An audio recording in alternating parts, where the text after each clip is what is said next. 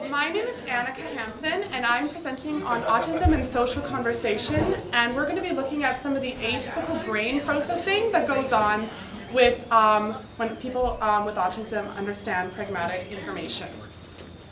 So linguists study all different levels of language meaning, from the smallest speech sounds studied in phonetics to the grammatical structures of sentences and discourse, and the meanings of the words that make them up in syntax and semantics. Pragmatics looks further at a deeper level of meaning that doesn't come from individual words in order, but rather is inferred from the context and given to the discourse as a whole. So this is things of like our assessment of what's going on in the situation, who's talking, their facial expressions, or listening to their tone of voice or their word and syllable stress. So how big of a deal is pragmatic information to understanding conversation? Well, I have an example here from the Linguistics Society of America of a simple sentence that can have very different meanings depending on the scenario. So first off, Chris and Pat have just been on a really good first date. It went really well, and as Chris is dropping Pat off at home, he says, "I really like you." Now semantically, this simply means that Chris really likes Pat. And we know this because we know what the word really means. We know what the word like means. We know that I refers to Chris, who's the subject, and that you refers to Pat, who's the object.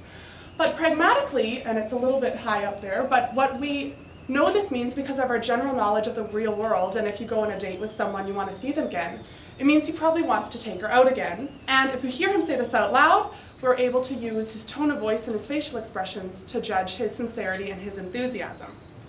So scenario 2, Chris actually does end up asking Pat out again, and they've been dating for quite a while now. On the way home from a nice romantic dinner, Pat says to Chris, "I love you," for the very first time ever. In response, Chris says, "I really like you." So semantically, this still means Chris really likes Pat, but pragmatically, it almost means he doesn't like her as much as she likes him, and this is going to be an awkward walk home. So what does this have to do with autism? Well, autism is a wide and varied spectrum that can totally vary in severity, but the 3 core characteristics that are pretty much shared with anyone with an autism diagnosis is social deficits, repetitive behaviors, and language impairments. Social deficits can be something like a child that prefers to play in isolation than with their peers, or a baby that prefers to look at objects than their parents' face. Repetitive behaviors is pretty self-explanatory. They'll just do something over and over without getting bored. And language impairments can range from someone who's completely nonverbal to someone who at first seems to have totally unimpaired language, but they'll have more difficulty with things like conversation or with understanding pragmatic information. So this is actually what I do at my job, and one of your classmates, Aisha, volunteers there with me. And we work with elementary school kids that have high-functioning autism, and we teach them skills to make friends. So one of those skills is having conversation skills, and we'll have to teach them 5 steps to a conversation. Like you start with a greeting, you say hello, you ask them a question, you take turns talking back and forth on the same topic, and at the end you have to make an excuse as to why you're leaving and say goodbye. You can't just walk away in the middle of a conversation. So these are things that you and I might not even think about. They come naturally to us, but there's something that someone with autism might have to be explicitly taught. Some of these social deficits and language barriers come from the fact that they have not correctly acquired theory of mind, which is our ability to take the perspective of others from the knowledge that other people have unique thoughts and perspectives that differ from your own. The classic example of someone without theory of mind would be a little toddler that covers their eyes and they think that you can't see them anymore. And that's because they don't know that you're seeing something different than they are. And someone that's typically developing will have these skills around 3 or 4 years old, but it's something that someone with autism will struggle a lot more to acquire. So let's look at a few different aspects of pragmatics. The first one is understanding figurative language. So irony or sarcasm. And this actually goes well with, Dr. Colston was talking about this, how it works properly. We're going to talk about when people don't properly process this information. So when you have fully developed language, you'll use 2 main cues to judge if someone's being sarcastic. this is our assessment of the situation and environment to determine if they're being ironic or sarcastic. So that is situational context. Or prosody, which is everything about tone of voice, or word and syllable stress, rhythm of speech, and intonation, the rise and fall of pitch over a discourse. So in my next example here, I have, if anybody watches The Big Bang Theory, you'll know Sheldon Cooper is a character who has a lot of difficulty understanding these cues and understanding sarcasm. And he's not a good representation of someone with autism, but he is an example that very clearly misses these two cues. So I'm going to show you the first example now. I think she's going to get it up there. Hopefully it'll work. Hopefully I'll show you the first example. Is to break into your neighbor's Where apartment he misses Actually dirty, per se. contextual cues. Give me back my key. I'm very, very sorry. Do you understand how creepy this is? Oh yes, we discussed it at length last night. In my apartment, while I was sleeping. And snoring. And that's probably just a sinus infection. But it could be sleep apnea. You might want to see an otolaryngologist. The throat doctor. And what kind of doctor removes shoes from asses? Depending on the depth, that's either a proctologist or a general surgeon. Okay, so we can see there that what he's failed to notice is that she's angry and she's a sarcastic character, and that there's nothing in the environment that suggests that she actually needs that medical advice right now, and so she's probably being sarcastic. But he doesn't notice this. In the second example, at 147, he fails to pick up on her strong prosodic cues. Making a joke. Hey Penny, how was work? Great. I hope I'm a waitress at the Cheesecake Factory for my whole life. Was that sarcasm? No. Was that sarcasm? Yes. Was that sarcasm? Stop it! Okay, so this is exactly what my next experiment looks at. The Neural Basis of Irony Comprehension in Children with Autism by Ting Wang et al. Looks at the neural basis comparing children with autism to typically developing children when they have to determine a statement as being either ironic or sincere. And they compare the differences between using contextual knowledge and prosodic cues. They hypothesized that children with ASD would be less accurate in determining irony from sincerity, and that they would show less activity in areas of the brain that were related to theory of mind and mentalizing, such as the medial prefrontal cortex, the superior temporal sulcus, and the temporal poles. And we're going to focus on the medial prefrontal cortex seen here in green. Because they don't have this activation, they were going to show compensatory bilateral, so both left and right sides of the brain, activation of the inferior temporal gyrus. They had 18 participants of each high-functioning autism and typical development that were boys between the age of 7 and 16 years old. And they presented them with scenarios where the speaker could either be judged as being ironic or sincere in their statements. These were shown in one of three conditions. First, event knowledge and prosodic cues, where both helpful contextual information was presented as well as strong prosodic cues. Event knowledge only, where only the helpful contextual information was presented but in a neutral tone of voice. And prosodic cues only, where there was no helpful contextual information but they had strong sarcastic voice or strong sincere voice. So this is something like, Jack just got his test back, Ron sees the A on it and says, "Way to go!" Or Ron sees the F on it and says, "Way to go!" So we can see, I try to do strong prosodic cues, and we know if it's a good or a bad grade. So we have two helpers to let us know if they're being ironic.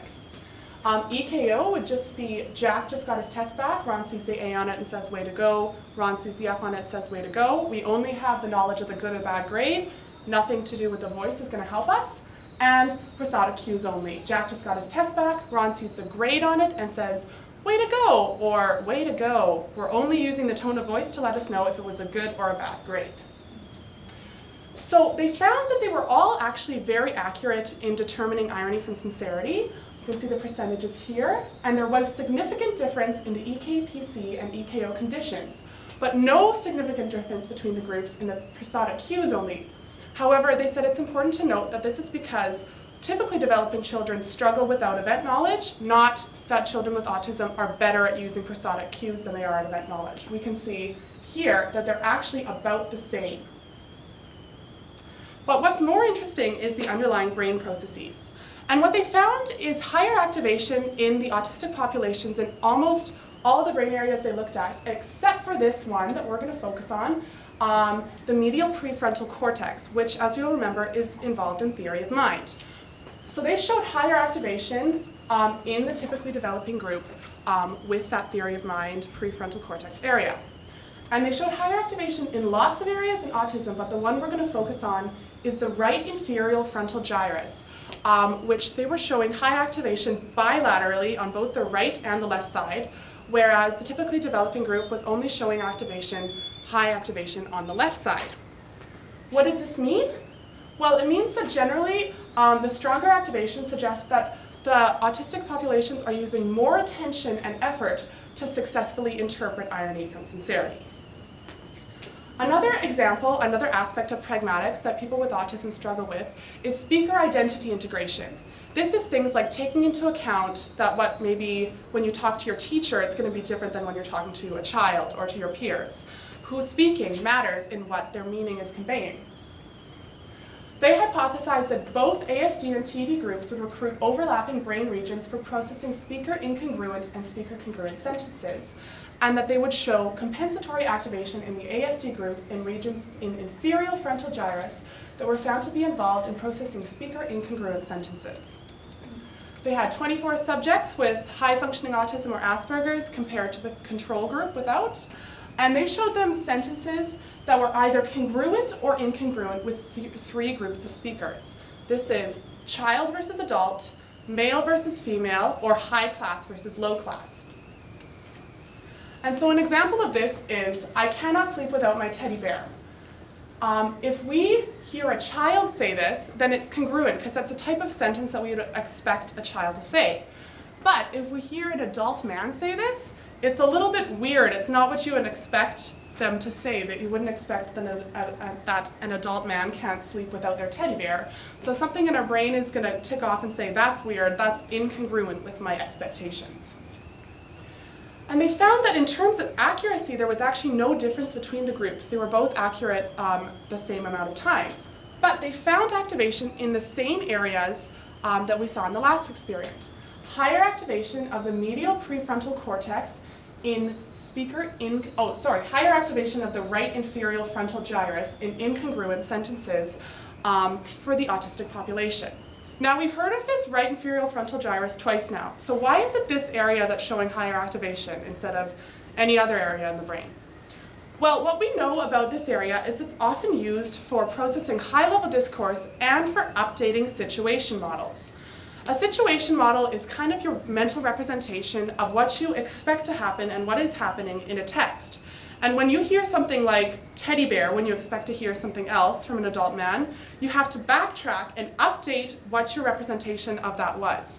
So we see here that that backtracking and updating is more effortful and takes more activation from the autistic group than it does from the typically developing group. We also saw from the typically developing group higher activation in congruent sentences of the medial prefrontal cortex, that same area involved in theory of mind. Overall, we can take away from this presentation that pragmatic comprehension is more effortful for people with ASD, and compensatory increased activation in the right hemisphere areas involved with updating situation models is present. They also showed lack of activation in medial prefrontal cortex involved in taking other perspectives. So what does this mean outside of research? Well, if we take into account what we know about how much attention and effort it takes someone with autism to process these subtle pragmatic meanings, we can imagine that in a naturalistic conversation, when there's a lot of other things going on, and you're paying attention to many different things, and you're not thinking about, oh, is that sarcastic or ironic? That's my only task. Then because they don't have that effort and attention to spend on interpreting pragmatic meaning, they're going to have a lot lower accuracy, and they're going to miss a lot more of those subtleties than a typically developing person that doesn't take the same amount of attention to do so. All right, any questions?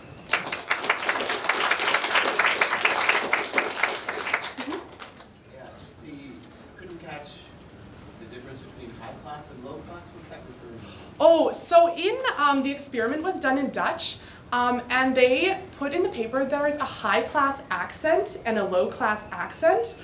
So I think they're a little bit arbitrary, some of their examples. So the example they had of the high versus low class is you hear someone like, I have a tattoo on my lower back. That's incongruent with high class and congruent with low class. I know it's a little bit arbitrary, I think. And the other was, I listen to Chopin, which is incongruent with low class and congruent with high class. So I think those to me are a little bit of like personal judgments, so they might be a little bit more difficult, but those are the examples that they used. Any other questions? Mm-hmm. Question, just a comment. I really enjoyed this. Thank you. My husband's on the spectrum, and this exactly meshes with what we've been trying to untangle about the level of constant cognitive work that he's doing compared to a person not on the spectrum. And this causes things like, in a pragmatic way, it causes needing to nap a lot, needing to being plagued with headaches sometimes, and being puzzled a lot. So he absolutely doesn't catch things or get things like innuendo, sarcasm, all of these. So it's really, you added some layers of understanding for me on that today. Thank So you. thank you. Yeah? I was just wondering if you thought, because you have evidence for like more activation in one area compared to the TD group, and then lower activation in the theory of mind area. Mm-hmm. Do you think that the lower activation is because there's too much effort in processing other things that they're kind of overloaded, and that's why maybe they don't have the resources, so maybe it's not necessarily like a deficit in this theory of mind, it's just that so much more effort is placed on just the regular processing that there's no longer like enough resources, I guess, to do this sort of theory of mind thing. Yeah, I don't actually know. I think both of the papers that I read said that it was compensatory, so that they were like compensating for that they didn't have that activation. But I think from what I know, and I don't know very much, but I think that sometimes a theory of what autism comes from is a lack of specialization when you're a kid. So they have all these other areas with higher activation because they haven't had a specialized theory of mind, but that is, I don't know for sure, so I wouldn't take that too seriously, my advice. But I think just in regards to this, both of the papers said that it was compensatory because they didn't have the activation in the medial prefrontal cortex. So, anybody else? All right, well, thank you for listening.